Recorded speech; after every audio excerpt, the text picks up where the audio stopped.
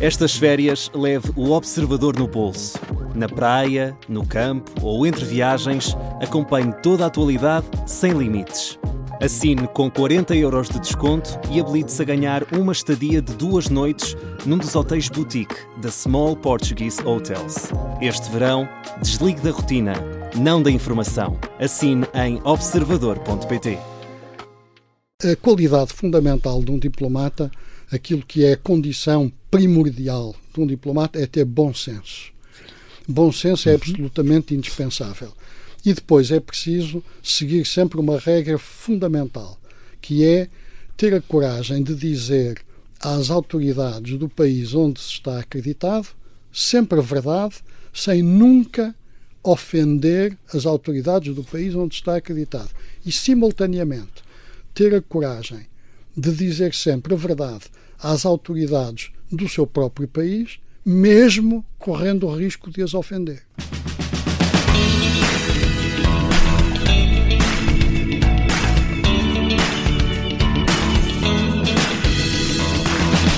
Após ter vindo há 4 anos, quando nos veio falar do seu livro de memórias enquanto embaixador de Berlim, em Berlim, na altura da Troika, em 40 anos de carreira diplomática, o portuense Luís de Almeida Sampaio esteve colocado ao serviço de Portugal como embaixador na NATO, na Argélia, na Sérvia, na Alemanha, na República Checa. Veio hoje falar do que é a vida de um diplomata depois de 4 décadas dedicado ao país e também que futuro para o país, para o Portugal, para esta Europa, para a NATO, para tanta coisa que está acontecendo no mundo neste momento e que ele tem este olhar tão cultivado e tão estudado ao longo de todas estas décadas. Desde já, Sr. Embaixador, muito bem-vindo por ter voltado, porque de facto tivemos cá, como eu lhe disse, há 4 anos, foi em outubro de 2022, a propósito deste seu livro de memórias.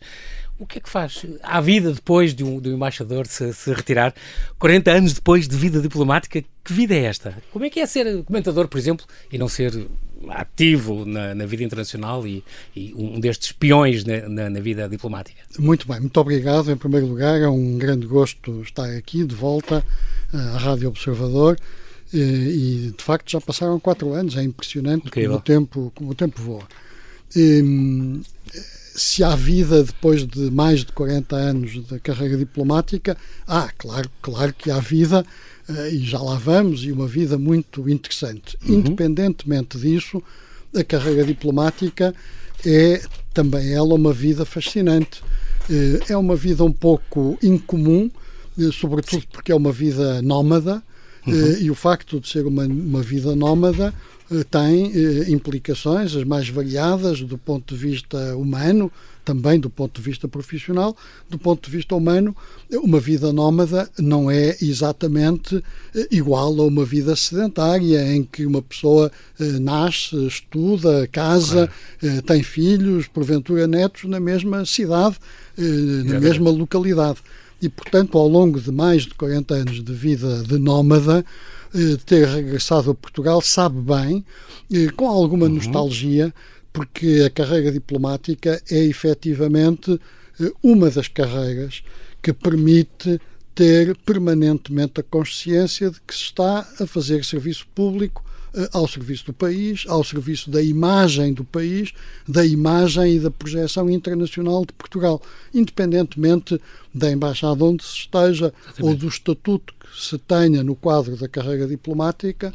Um diplomata português está sempre ao serviço da pátria e tem, obviamente, sempre sobre ele este sentimento de responsabilidade inerente à função da carreira diplomática, que é representar o melhor que souber, o melhor de que as suas capacidades revelarem e permitirem o interesse de Portugal. Eu servi em muitos países, em muitos continentes, e tenho algumas experiências que guardo comigo de uma forma, porventura, mais acarinhada do que outras e que são, no fundo, porventura também aquelas que a maioria dos diplomatas reservariam para si. O primeiro posto O primeiro posto, no meu caso, foi a delegação portuguesa junto da NATO, no longínquo ano de 1987, e eu nunca resisto a contar que a primeira cimeira da NATO, onde eu estive dentro da sala,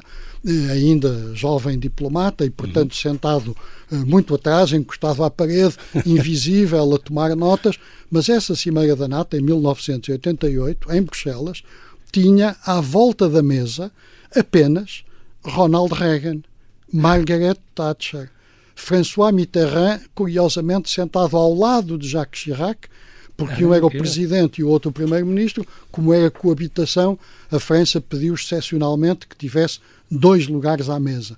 E estava também Helmut Kohl, e estava Júlio Andreotti, e estava Brian Mulroney, primeiro-ministro do Canadá. E quando eu me lembro bem, tenho uma viva imagem dessa cimeira da NATO, de 1988, e comparo por vezes com reuniões a que eu assisti muito mais tarde, 40 anos mais tarde, cimeiras da NATO e cimeiras de outra natureza, e a plétora de líderes à volta da mesa. Helmut Schmidt, não, mas enfim, Genscher, a Merkel cruzou-se com sim, mas independentemente disso, eu diria que essas grandes personalidades dessa primeira cimeira a que eu tive o privilégio de assistir, em 88, porventura não têm paralelo hoje em dia. Exatamente. Independentemente dessa experiência do meu primeiro posto na NATO, guardo com especial carinho a minha passagem por Luanda. Luanda diz-nos muito. Eu era o número 2 da Embaixada de Portugal durante os 3 anos e meio que passámos em Luanda, e foi extraordinário porque fomos em família para Luanda. As nossas filhas ainda eram pequenas e aprendemos a dar valor a coisas que porventura aqui não daríamos. Abrir uma torneira e sair água. Exatamente. Ter luz durante 24 horas por dia. Exatamente. Isso são coisas a que nós andar pela rua de forma livre, sem segurança, sem qualquer problema. Bom, na altura ainda estávamos em plena Guerra Civil. Nós chegámos em 1999. Savimbi foi morto em fevereiro de 2002. Portanto, vivemos ainda os últimos anos da Guerra Civil enfim, a assinatura dos documentos finais do Acordo de Paz, do Protocolo de Lusaka, que permitiu que Angola entrasse a pacificação, finalmente, em normalização. Sim. Depois, o meu primeiro posto como embaixador, como chefe de missão, em Argel, muito, muito interessante, um país árabe, muçulmano, do Magreb, com uma relação muito especial com Portugal por causa do gás natural. Também uma relação economicamente muito interessante, porque durante o período em que estive em Argel, coincidiu com a abertura do mercado argelino à maioria das empresas portuguesas, designadamente de construção civil. Foi um período muito interessante, não só por causa do gás, mas também por causa da presença de empresas autostradas e metropolitano e uma série de E a minha presença em Argel coincidiu com a presidência portuguesa da União Europeia, do Conselho da União Europeia, na altura, em 2007. Mais esse peso, não é? É importante. E eu fui designado como enviado da presidência portuguesa para o processo de paz do Médio Oriente e, portanto, durante o período da presidência, uns meses antes e durante o período da presidência, estive, sobretudo, baseado em Beirute. Nós tínhamos um excelente cônsul honorário, tínhamos uma ótima rede de cônsul honorários ali, naquela região. Estive em Beirute, estive em Damasco, estive obviamente em Israel, no Egito, na Jordânia, mas aquilo que eu queria transmitir para se ver como o mundo mudou em 2007, e parece que foi há pouco tempo, 2007, sim, há 20 anos. Eu viajava à noite de Beirute para Damasco, de automóvel, sem qualquer problema de segurança, sem qualquer proteção, e em Damasco, em 2007, passeava à noite, depois de jantar, e vinha do túmulo de São João Batista a caminho do hotel, a pé, sem qualquer... Eu tive a sorte de conhecer Damasco também nessa altura, perfeitamente um povo do mais simpático que há, muito tolerante, a dizer-me, és cristão, conhece a prisão onde teve o São Paulo e vem ver a prisão. E eu ia atrás deles, naquelas igrejas, tudo com missas às vezes a decorrer, é extraordinário. E eles diziam, vocês aprendem um bocadinho que nós somos uns terroristas todos. E eu, sim, de facto o Ocidente tem uma ideia errada. É muito os sírios eram muito simpáticos. Sem dúvida, mas é muito interessante. Como os iranianos, não é? Que eu também conheci. Com certeza, um povo extraordinário. Como os jordanos e como os egípcios. Mas é também muito importante refletir como essa segurança que efetivamente existia, que hoje era impensável fazer esse que discurso. Hoje completamente impensável, que pena. Mas também é muito importante refletir que nessa altura, em 2007, a Síria estava sob um regime autocrático, feroz, com uma repressão interna violenta, portanto, quando se fala em segurança, também é preciso perceber que ela não é necessariamente sinónimo de liberdade e de democracia. Exatamente, como aliás do Irão atualmente. Portanto, não é? E como de resto se vê agora no Irão, dia, claro. Onde independentemente das interpretações que se façam sobre a situação, e certamente já lá iremos falar disso, claro. É fundamental perceber e reconhecer que o regime iraniano é uma teocracia feroz que oprime de uma forma violentíssima todos os que se atrevem a ser opositores ao regime. Só que um pormenor falou da Argélia, não queria que fugisse isto. Eu lembro-me perfeitamente, palavras suas, Sr. Embaixador, já há uns anos, a questão de que uma vez lhe perguntei-lhe por causa do negócio do gás e porque é que era tão importante manter estas ligações económicas, estas missões com a Argélia, se não havia um país que não fosse tão muçulmano, tão fundamentalista, para fazer esse negócio, porque é que tinha que ser ali? E lembro-me palavras suas dizer, é muito importante nunca fecharmos estes canais que sejam comerciais, aliás é a sua especialidade também, esta de diplomacia económica também, claro, que sejam comerciais e que manter este diálogo com o Ocidente. Há valores que nós não partilhamos, mas são potências que têm que estar com estes canais abertos e isso é muito importante para eles e para nós. Isso é indispensável. Nunca deixei de pensar nisso, é verdade. Cada vez dou-lhe mais razão. Muito obrigado, mas esse é, no fundo, o indispensável trabalho da diplomacia. Claro. A diplomacia é exatamente o diálogo, fazer pontos, abrir portas. Mesmo com os que são diferentes de nós. Sobretudo nunca queimar pontos. Nunca queimar pontos. Porque, no fundo, queimar pontos, fechar portas, posições irredutíveis, elas não conduzem a nada de bom. Claro. E mesmo em circunstâncias culturais, civilizacionais, religiosas tão distintas, é fundamental que haja quem tenha a coragem, quem se atreva a abrir portas, diálogo, claro. A criar espaços de diálogo, claro, a estabelecer pontos. Esse é o trabalho fundamental dos diplomatas. Um diplomata tem que ter consciência que é essa a sua missão. Claro. Para além disso, eu digo sempre, só para ainda refletir sobre o que é carreira diplomática, a qualidade fundamental de um diplomata, aquilo que é a condição primordial de um diplomata é ter bom senso. Bom senso é absolutamente indispensável. E depois é preciso seguir sempre uma regra fundamental, que é ter a coragem de dizer às autoridades do país onde se está acreditado sempre a verdade, sem nunca ofender as autoridades do país onde está acreditado. E, simultaneamente, ter a coragem de dizer sempre a verdade às autoridades do seu próprio país, mesmo correndo o risco de as ofender. E no fundo este equilíbrio não deve ser para fácil, além do bom senso, às vezes não é fácil, muitas vezes não é fácil. Até porque o Sr. Embaixador passou, é tal coisa, a ideia, a percepção que o comum dos cidadãos tem da vida do Embaixador é os cocktails e as reuniões ao mais alto nível com grandes personalidades e muitas viagens, mas eu lembro que, por exemplo, em Berlim passou um período muito complicado, estávamos com a Troika, foi a admissão do Paulo Portas, foi uma série de incongruências e de coisas incompreendidas por muita gente. A Merkel interpelou, então, mas devem estar loucos com o que está a acontecer em Portugal.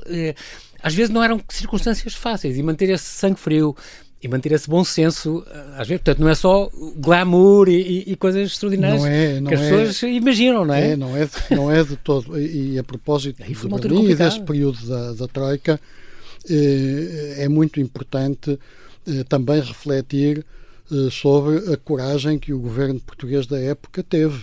Com Pedro Passos Coelho. Porque, sobretudo, o primeiro-ministro Pedro Passos Coelho, porque de facto levar a bom porto um programa de ajustamento económico e financeiro tão exigente, obviamente teve preços, preço social, da reputação do governo. E é aquilo que para mim é mais extraordinário, é que mesmo depois desse período tão difícil, o povo português, também no seu bom senso, reconheceu o esforço que tinha sido feito. E o que é certo é que a coligação, que na altura se chamava Portugal à Frente, ganhou as eleições. Ganhou as eleições, não teve a maioria absoluta, e isso permitiu depois a criação da geringonça. Só ainda a propósito de Berlim e das dificuldades desse momento, só recordar que eu ia praticamente todos os dias à Chancelaria Federal.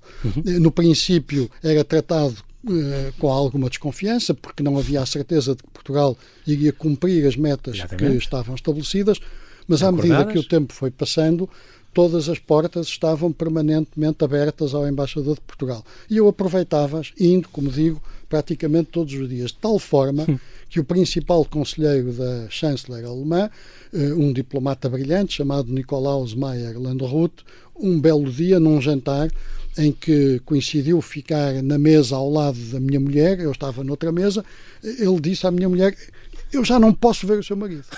E portanto, isto também... E a pobre Maria Salomé teve que ouvir isto.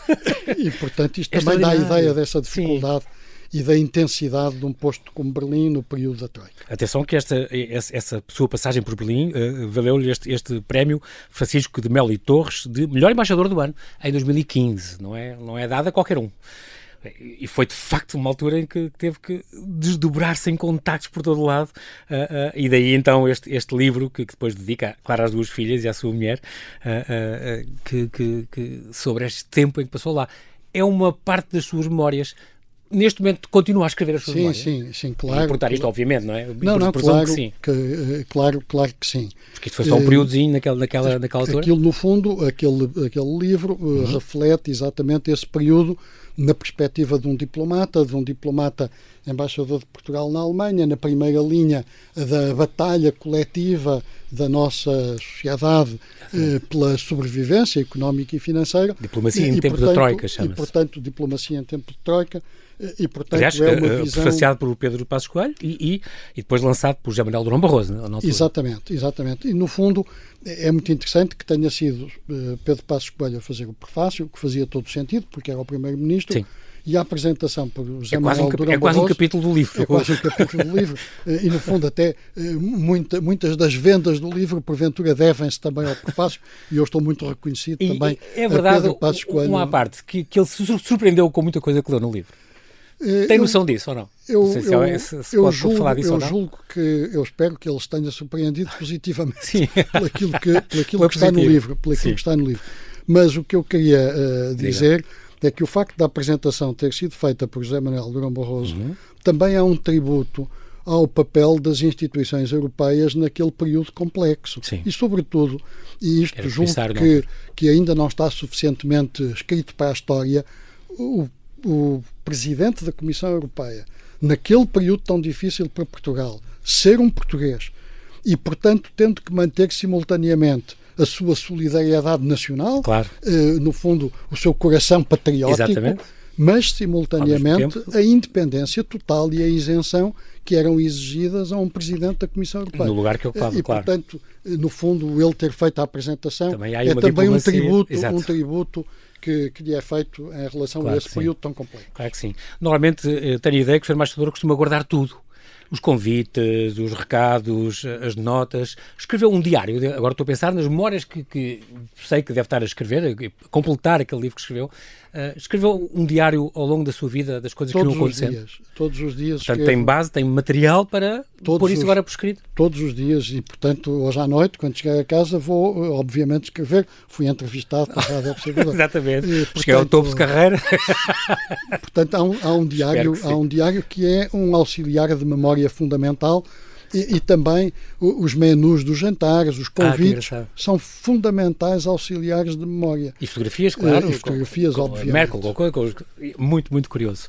Muito bem, Sr. Embaixador Luís de Almeida Sampaio, temos que fazer aqui um brevíssimo intervalo e já voltamos à conversa. Até já.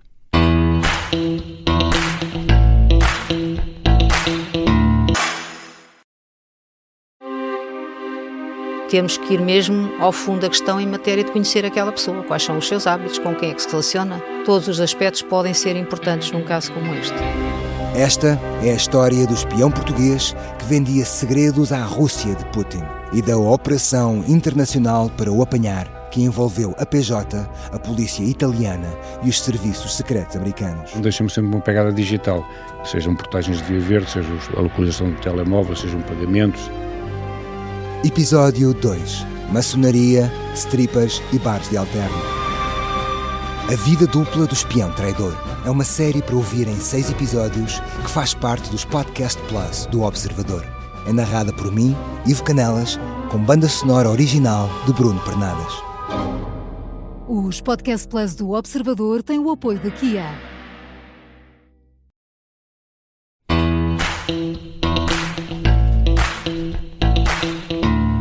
Estamos à conversa com o embaixador Luís de Almeida Sampaio, ele que teve 4 décadas de serviço como embaixador de carreira diplomática ao serviço de Portugal.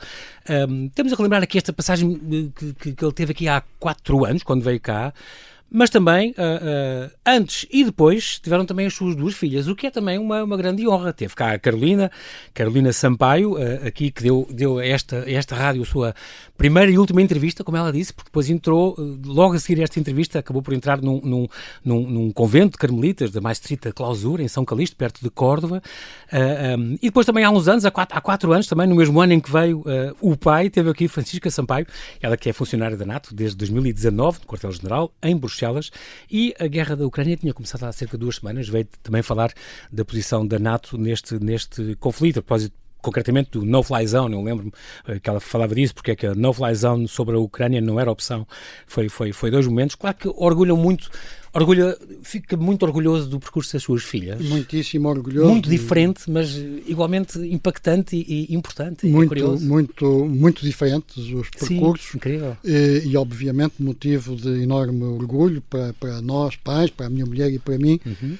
A nossa filha Carolina fez um percurso universitário brilhante, esteve em Paris, em Panthéon-Assas, a estudar Economia e Finanças, terminou depois na Universidade Católica, na Business School, em Lisboa, entrou por concurso público para o Ministério das Finanças, trabalhava no GPAI, que é a Direção-Geral das Relações Internacionais, e, portanto, Eurogrupo, Frankfurt, Luxemburgo eram o prato cotidiano da nossa filha Carolina, mas Carolina sempre teve, ao longo da sua vida, desde muito jovem, uma vida interior muito séria, intensa e séria, com uma enorme intensidade, com uma enorme seriedade, e, portanto, embora tenha sido um choque a decisão dela de se retirar, digamos, para o convento, de, no fundo, abraçar uma vida de clausura, não foi uma surpresa total, foi um choque. Sim. Porque isto é muito fácil os amigos dizerem isto é uma graça, é uma bênção para os pais terem uma filha carmelita, mas não são eles que estão na posição. Exato, não são eles que estão na posição de pais, que é uma coisa muito diferente. Por outro lado, a Carolina escolheu um convento num sítio completamente isolado, no meio de uma serra, a 18 quilómetros da localidade habitada mais próxima, ainda por cima em Espanha, em Córdoba. Para nós, sobretudo na perspectiva de agora vivermos em Portugal, era muito mais cómodo se ela tivesse escolhido Fátima ou Coimbra, mas não, decidiu com a peculiaridade característica. Ela contou que andou a ver e a explorar visitou outras ordens e outros conventos. Variadíssimas ordens, conventos. É isto. E quando chegou, sentiu que aquele local a tinha escolhido. E a Carolina já está há 6 anos e meio em São Calixto. Já fez os está votos, feliz, já fez os votos perpétuos, os votos solenes, os votos perpétuos. Está feliz, está radiante, é ela que nos anima. Conto apenas muito rapidamente que durante o Covid, aquele período tão estranho do Covid, nós estávamos em Praga, eu era embaixador na República Checa, e pela primeira vez que conseguimos visitar a Carolina em São Calixto, eu estava preocupado e, através das grades do locutório, perguntei, então, Carolina, como é que estão todas aí? E a resposta, muito simples, foi, pai, o confinamento é a nossa especialidade. Claro. E, portanto, é evidente. Há anos, é evidente. exato. A nossa outra filha, Francisca, que é funcionária da NATO, funcionária permanente na NATO, vive na primeira linha das grandes perturbações internacionais. É uma esplêndida analista política e, portanto, vive em Bruxelas. Casou com um português, conheceram-se de resto em Bruxelas, com um português que é funcionário da Comissão e tem 2 filhos. Aliás, que já era ajudante de um dos nossos comentadores, do Café Europa, exatamente. Exatamente. E temos 2 netos, Exatamente. Eles têm 2 filhos, temos 2 netos, um Bernardo com 3 anos, uma Constança com 1 ano, e, portanto, no fundo, revemo-nos também na felicidade deles, e daí, no fundo, extraímos inspiração, alegria e felicidade para a nossa vida. Eu tenho a sorte de os conhecer e tive a sorte de saber e de sentir como as duas são muito felizes nas suas vidas, incluindo então a Carolina, porque tive a sorte de estar lá também em São Calixto, a vê-la uma vez, e ela irradiava uma vida realizada e feliz e consciente, a saber muito das coisas que se passam no mundo, a comentar coisas que se passavam no mundo. E sai ao pai. E eu achei muito curioso, porque pensei, as pessoas não vivem nada recluídas, digamos, completamente naquele perímetro daquele convento, sem sair, sem saber nada do que se passa. Não, estão por dentro, rezam pelas coisas, mas é uma vocação sempre muito complicada para o público em geral. Muita gente não compreende o que é que pode ajudar uma pessoa que vive fechada a rezar e a meditar nas coisas do dia-a-dia, afastada de tudo. É quase contra a cultura, Exatamente. para o nosso tempo. Completamente contra a cultura. Para um tempo tão cosmopolita, tão mediático, Exatamente. Tão cheio da instantaneidade da vida, é muitas vezes difícil de compreender, mas é absolutamente fundamental perceber que há quem reze por nós. Isso não nos desresponsabiliza nem nos exime de também o fazer, mas é muito importante saber uma rede de apoio, não é? Que há quem só faz isso por nós, e isso é muito importante do ponto de vista psicológico também. Tem que perguntar uma coisa, também como comentador, que temos visto, o Sr. Embaixador nas televisões, até que ponto é que pode comentar o que lhe apetecer, sem, já sendo jubilado, embaixador, até que ponto tem não só essa distância em relação ao que é sempre preciso, em relação às coisas que passou, que viveu, mas não pode ir contra as indicações, ou o parecer, ou o seguir, pode criticar posições de Portugal em certos conflitos, por exemplo? Eu tenho mantido sempre uma enorme liberdade de pensamento em relação a isso, e por exemplo, em comentário público, critiquei a opção do governo português de reconhecimento do Estado da Palestina quando ela teve lugar aqui há algum tempo, não porque não acredite no Estado da Palestina e, sobretudo, sabendo que qualquer pessoa de bom senso, ainda por cima, porque conheço relativamente bem a região, trabalhei no quadro do processo de paz do Médio Oriente. Mas o que eu queria dizer é que qualquer pessoa de bom senso, qualquer analista de bom senso que acompanha a realidade no Médio Oriente percebe que é absolutamente fundamental a criação de condições que levem a uma solução de 2 Estados. É muito importante perceber que os problemas do Médio Oriente não ficarão todos resolvidos por um passe de mágica quando houver, finalmente, as condições para a criação de uma solução de 2 Estados, a Palestina e Israel. Mas é fundamental perceber, e isto, aquilo que eu quero dizer com esta frase de que os problemas não ficam todos resolvidos, é porque o grande problema do Médio Oriente, o grande conflito do Médio Oriente, o que subjaz a toda a instabilidade do Médio Oriente, é o conflito secular entre xiitas e sunitas. Esse é que é o grande conflito do Médio Oriente. Dentro do Islão. Dentro do Islão, obviamente, esse é que é o grande conflito, e de resto é isso que explica também o Irão contra a Arábia Saudita, explica também a relação difícil das monarquias do Golfo, em primeira linha a Arábia Saudita. Todos esses países são sunitas, e o Irão, que é, no fundo, naquela região, a principal potência xiita. Mas o que eu quero dizer é que é fundamental todos contribuirmos para a criação das tais condições que conduzam a uma solução de 2 Estados. E não se contribui, na minha opinião, para uma solução dois Estados com declarações, atitudes meramente declarativas, reconhecimento do Estado da Palestina, sem que haja condições na prática para que efetivamente exista um Estado da Palestina, que é aquilo que todos gostaríamos que existisse, convivendo pacificamente, lado a lado com o Estado de Israel, e, portanto, essas declarações, sobretudo na altura em que foram feitas, não tiveram nem nenhum efeito produtivo e, na minha opinião, tiveram efeitos contraproducentes, não só a declaração na altura do governo português, mas de outros governos que se aliaram também nessa declaração. A propósito do contexto específico de Gaza, naquele momento, naquela circunstância, depois dos acontecimentos de 7 de outubro, acabaram por ter essas posições declaratórias. Eu dou apenas este exemplo para manifestar a minha independência e a minha liberdade de pensamento em relação a isso. No entanto, eu devo reconhecer que a política externa do governo português, deste e da generalidade dos governos portugueses, é uma política externa que tem linhas constantes, linhas diretrizes que não mudam ao sabor das legislaturas, não mudam ao sabor dos governos. E isso é uma particularidade muito importante da política portuguesa, da formulação da política governativa portuguesa e que não acontece noutras áreas. Há áreas onde muda um governo e a política muda, não direi 180 graus, mas muda significativamente. Isso não acontece em matéria de política externa. Nós temos uma política externa que está muito consolidada, que no fundo também assenta no trabalho profissional das centenas de diplomatas portugueses que fazem parte da elite dos diplomatas a nível mundial e que estão espalhados pelo mundo e também no Ministério dos Negócios Estrangeiros.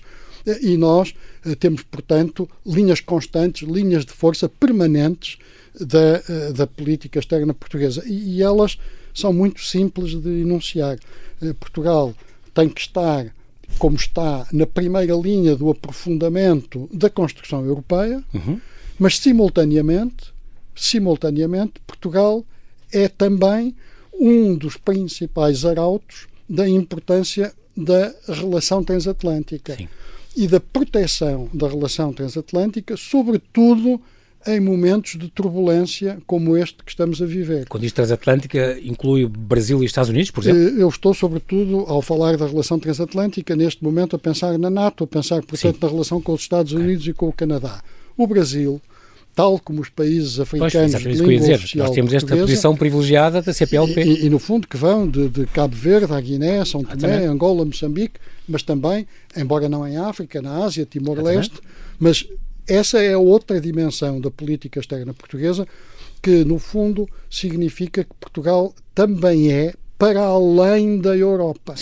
E essa dimensão de Portugal para além da Europa coloca-nos numa posição especialíssima no quadro internacional. Dá-nos privilégios, obviamente, e grande responsabilidade internacional, e gostaríamos e deveríamos ter muito mais meios para exercer uma política externa tão complexa quanto essa. Porque, no fundo, nós somos vistos pelos países que compõem a nossa teia de relações para além da Europa de uma forma ainda mais favorável, porque somos um ativo membro da União Europeia. E somos olhados pelos nossos parceiros europeus de uma forma ainda mais prestigiada, justamente porque somos para além da Europa, porque temos essa rede única de relacionamento e, porventura, para além de Portugal, talvez apenas a Espanha possa ter um tipo de relacionamento tão vasto, digamos assim, tão diverso. Desta natureza. E, de resto, nós temos um ativo, como os espanhóis também têm, a língua portuguesa, como a língua espanhola, são as duas únicas outras línguas para além do inglês, que têm características idiosincráticas para serem línguas globais.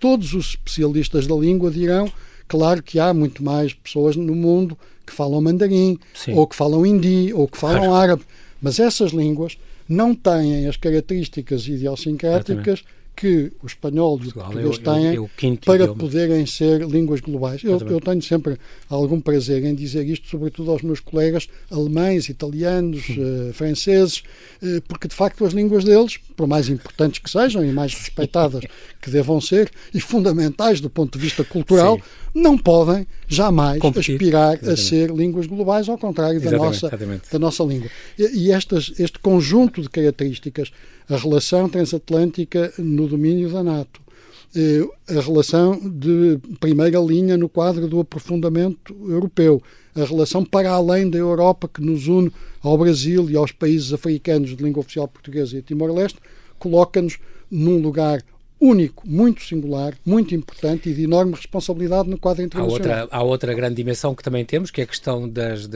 zona económica exclusiva e a questão do mar e a questão do Atlântico, que nós também, com a Madeira e os Açores, temos uma das, se não a maior da Europa, é uma das grandes áreas que também temos de defender, promover. Temos uma das maiores áreas, uma das maiores zonas económicas exclusivas do mundo, uma gigantesca plataforma continental. E temos, para além desses ativos e, no fundo, do nosso lugar no mar, nessa diplomacia azul, que é cada vez mais de primeira linha, nós temos ativos fundamentais em matéria de conhecimento. De conhecimento, de inovação, de ciência, de saúde. Não é apenas a diplomacia económica. Nós temos, efetivamente, que pensar numa política de proteção das infraestruturas do conhecimento. E o conhecimento são as universidades, são os hospitais, são os centros académicos e clínicos, são os centros clínicos universitários, e que no fundo têm feito parte muito da minha atividade agora. É isso que eu ia fazer, a questão da saúde e a sua ligação a Coimbra, porque aliás foi convite da Universidade de Coimbra, esta M8 Alliance, esta agora WHS Academic Alliance, a antiga Aliança M8, é uma rede internacional de excelência, no fundo, que junta prestigiadíssimos centros académicos de medicina, universidades, academias nacionais de todo o mundo, acho que se não me engano já são 28 membros de hospitais e universidades de todo o mundo, em 19 países, em todos os continentes, e que incluem o Charité de Berlim, só o mais importante hospital da Alemanha, o Johns Hopkins dos Estados Unidos, Karolinska de Estocolmo, o Imperial College de Londres, o Sapienza de Roma, e este Coimbra Health, não é?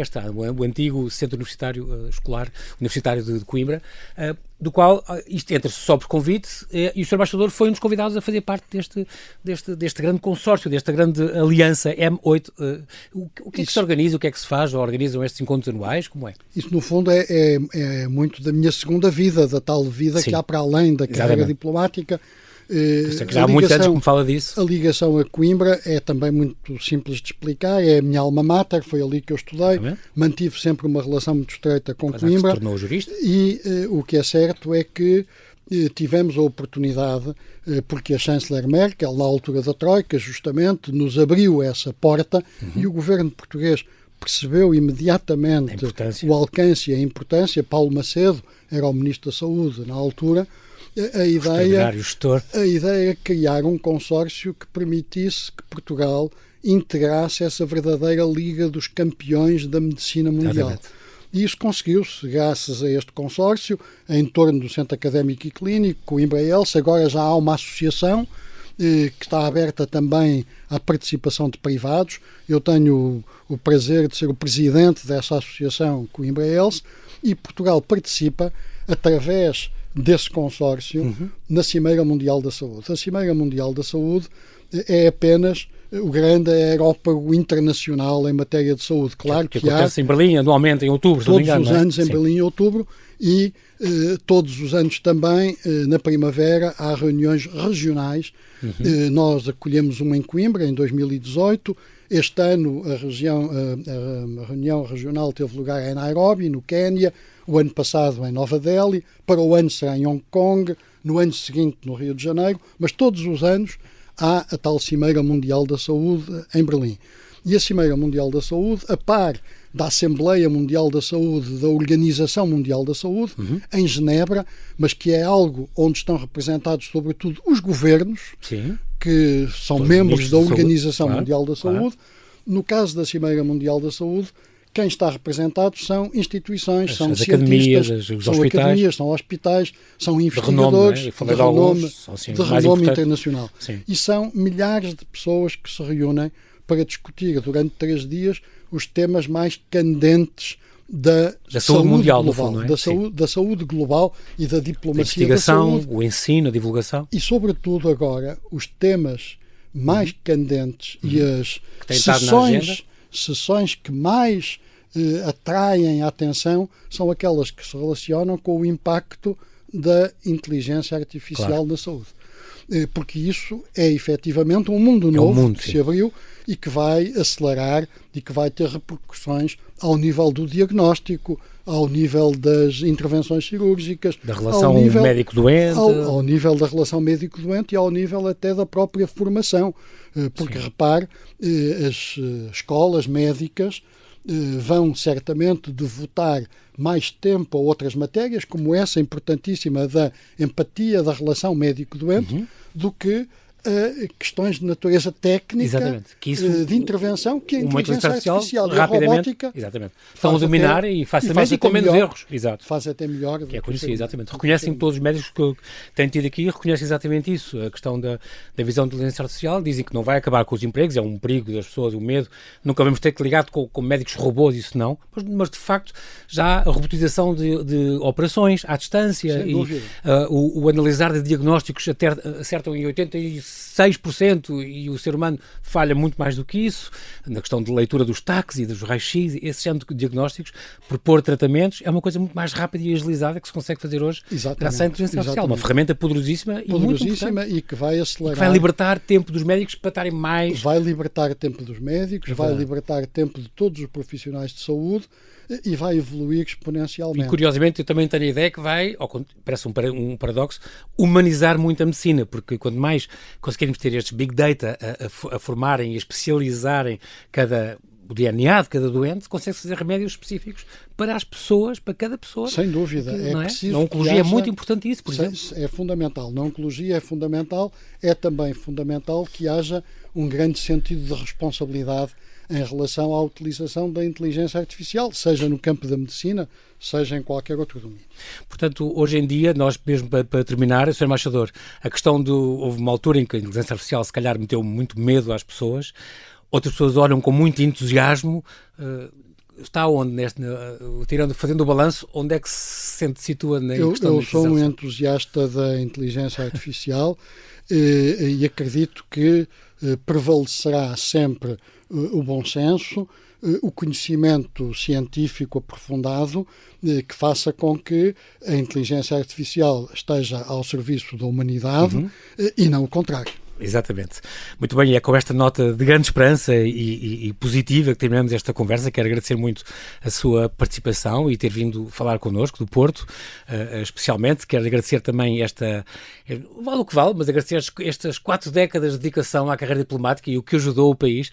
Tenho a sorte de o conhecer e de ter presenciado muito os seus atos e das suas ideias. E gostava muito, Sr. Embaixador, quando voltar aqui a Lisboa, venha falar connosco, porque há aqui uns assuntos com o Irão e com o Ceuta e com o Putin e com o Trump que vale sempre a pena conversar consigo sobre estes assuntos. Com muito Vai voltar gosto. Com certeza. Com Até breve. Gosto. Até breve. Muito obrigado.